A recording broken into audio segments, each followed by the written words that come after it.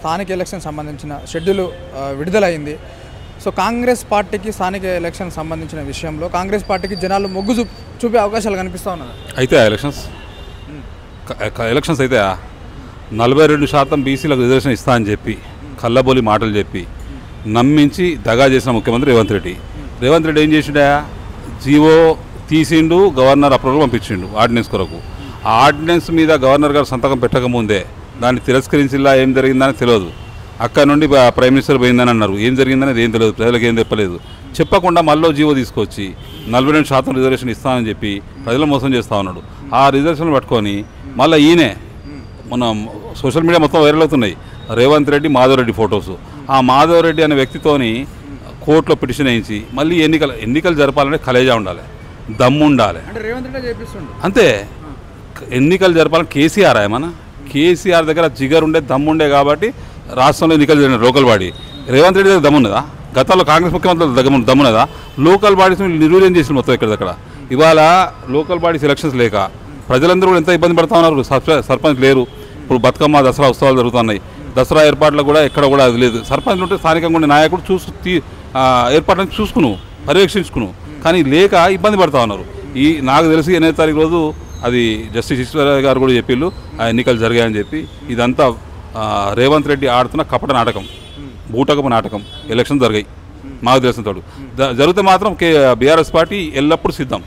ఎన్నికలకు ఏ రోజు జియో ప్రకారం 42% ఇస్తే ఒకవేళ సో అనుకూలంగా ఉండే అవకాశాలు కనిపిస్తూ ఉన్నది. ఇవాళ ఎంత అనుకూలంగా ఉందా లేదా అనేది సిటీలనే 40-60కి వచ్చింది. పల్లెటూర్లలో 90-10 నడుతుంది, 90-10 నడుతుంది. 90 వ్యతిరేకత 10 ఏదో ఆ కాంగ్రెస్ పార్టీ క్యాడర్ కార్యకర్తలు ఉంటారు కదా, వాళ్ళు ఏదో జై రేవంత్ రెడ్డి అంటారు తప్ప ఆ రేవంత్ రెడ్డి జై అని మీ మైక్ల ముందు అంటారు. పక్క పోనే దొంగ కొడుకు ఎందుకన్నా సీఎం అయిందా అని అంటారు. వాళ్ళే కాంగ్రెస్ పార్టీ శ్రేణులే ఎందుకు ముఖ్యమంత్రి అయిందా, అసలు ముఖ్యమంత్రినా, తెలివి తక్కువడు, వెధవా అని అంటా ఉన్నారు. ఎందుకు అంటా ఉన్నారు అంటే ఇవాళ పరిస్థితి చూస్తూ ఉన్నాం. గత 9 సంవత్సరాలు చూసిన తర్వాత ఈ 2 సంవత్సరాలు బేరీ చేసుకుంటే ఎక్కడ కూడా ఒక్క మాట నిలబడి మాట ఇచ్చి మాట మీద నిలబడ్డ నాయకత్వం లక్షణాలు చూసినామా? ఏది లేదు. మాట్లాడితే కేసీఆర్ నరచేత, కేటీఆర్ నరచేత, కేసీఆర్ని బొక్కలేత, కేటీఆర్ని బొక్కలేత, గీత ఈ 2 తప్ప వేరేదేం లేదు.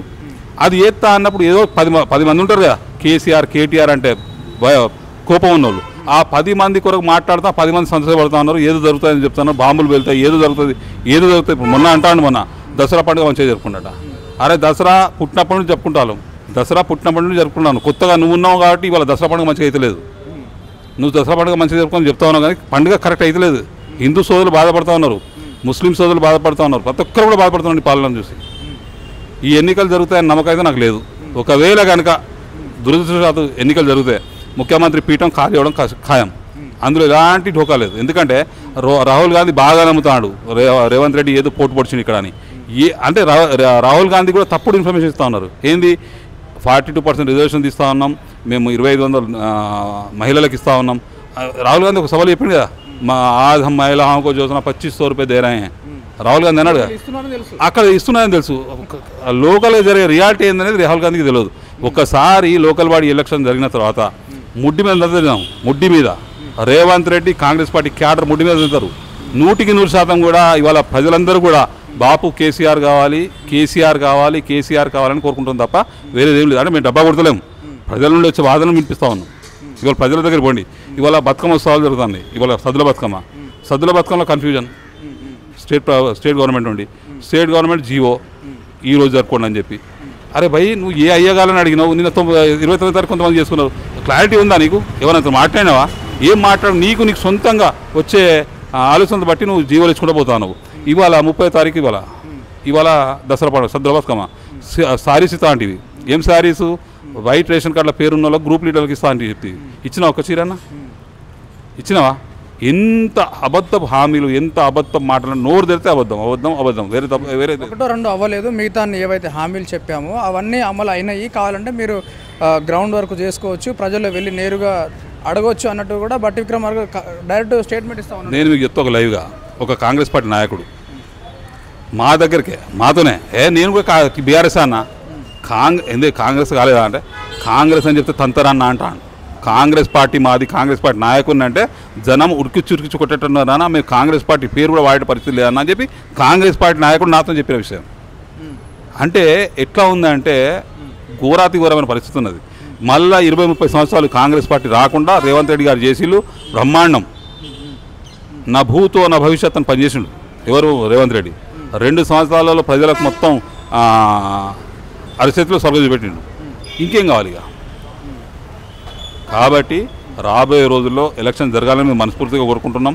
కోర్టు కూడా ఎలాంటి ఆటంకాలు కలిగించకుండా ఎన్నికలు సజావుగా సాగేటట్టు సహకరించాలని కోరుకుంటున్నాం. ఎందుకంటే ప్రజల్లో ఈ దిన్ బ దిన్ టెన్షన్ ఉంటుంది కదా, నేను చేస్తున్నా ప్రజలు నా వెంటున్నారు. ఎవరు వెంట ప్రజలు ఉన్నారో తెలిసిపోతుంది.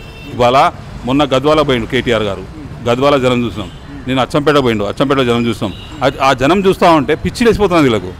అంటే కేటీఆర్ గారు కేసీఆర్ గారి తనయుడు, బీఆర్ఎస్ పార్టీ వర్కింగ్ ప్రెసిడెంట్ బయటికి వస్తేనే ఈ పరిస్థితి ఉన్నది. రేపు కల్వకుండా చంద్రశేఖరరావు గారు వస్తే పరిస్థితి ఏంది? తట్టుకోగలుగుతారా? ఆయన ఎదుర్కోగలుగుతారా? లేదు, చేయలేరు. కేసీఆర్ జనంలోకి వచ్చి ఒక మాట ఆయన గీసిండే, ఒక మాట చెప్పిండే, ఇది శిలాశాసనం అన్నట్టు ప్రజలు ఆ విధంగా ఫిక్స్ అయిపోయినారు. కేసీఆర్ వినాలి, చేయాలి అని. 27 సభ తర్వాత కేసీఆర్ గారు బయటికి రాలేదు. ప్రజలు ఎదురు చూస్తూ ఉన్నారు కేసీఆర్ గారి గురించి. రేపు నాకు తెలిసి జూబ్లీహిల్స్ ఎలక్షన్తో అక్కడిక్కడ బయటకు వస్తారు సారు. ఆ తర్వాత డబ్ల్యూ 100%.